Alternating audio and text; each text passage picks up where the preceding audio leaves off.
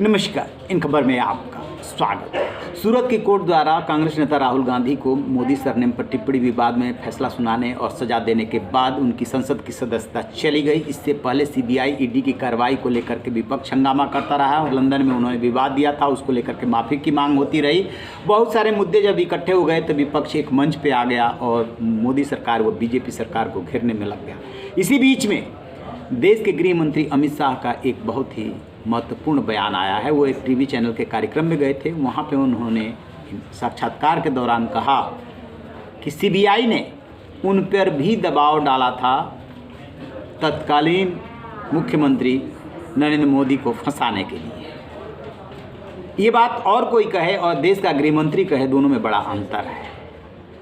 अमित शाह कह रहे हैं कि एक एनकाउंटर के मामले में उन्हें गिरफ्तार किया गया था, सीबीआई उनसे पूछताछ कर रही थी और बार बार एक ही सवाल कर रही थी, साथ में सलाह भी दे रही थी कि नरेंद्र मोदी का नाम ले लीजिए, आपको हम छोड़ देंगे, बचा लेंगे।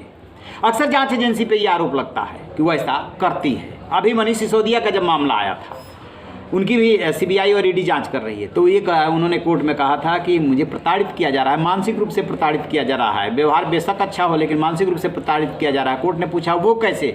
उन्होंने कहा कि एक ही सवाल बार बार पूछा जाता है, इससे आदमी खींचता है, इरिटेट होता है। वही बात अब अमित शाह भी कह रहे हैं, यानी कि जाँच एजेंसियों का हर दौर में दुरुपयोग होता रहा, चाहे यूपीए की सरकार रही हो, कांग्रेस की सरकार रही हो या अब की सरकार पर विपक्ष का ये आरोप है कि जाँच एजेंसियों का दुरुपयोग हो रहा है।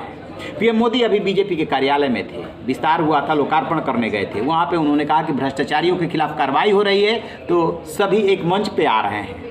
आखिरकार भ्रष्टाचार के खिलाफ कार्रवाई पे दिक्कत क्यों हो रही है? और अब अमित शाह ने ये बात कह करके एक तरह से ये साफ साफ इशारा कर दिया कि हाँ, जांच एजेंसियों का दुरुपयोग होता रहा, उसके वो खुद भी स्वीकार रहे हैं। लेकिन उन्होंने भी या उनकी पार्टी ने तो कभी काले कपड़े नहीं पहने, सड़क पर उतर के हंगामा नहीं किया। कांग्रेस की तरफ इशारा है साफ साफ कि इतना उन्होंने आसमान को सिर पे क्यों उठाया है। जांच एजेंसियों का सामना करें, कोर्ट में जाए, रियायत ले, कोर्ट के सामने पिटीशन डालें। राहुल गांधी की सदस्यता जो गई है उस मामले में भी ये बातें हो रही है कि कांग्रेस के पास वकीलों की फौज है, बड़े बड़े वकील है उसके पास। जब सदस्यता खत्म हुई तो उन्होंने हाई कोर्ट, सुप्रीम कोर्ट या वहाँ की जो सेशन कोर्ट है उसके पास वो क्यों नहीं गए? नहीं, चूँकि ये सूट कर रहा है उनको राजनीतिक दृष्टि से।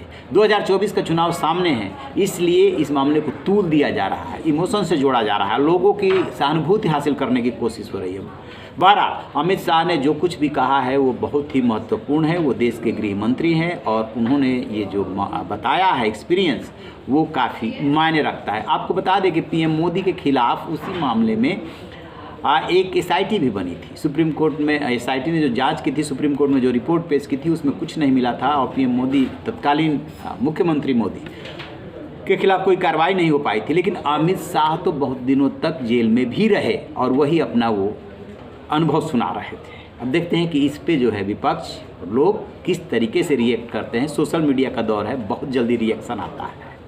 रहिए बेखबर, देखते रहिए इन खबर। Thank you.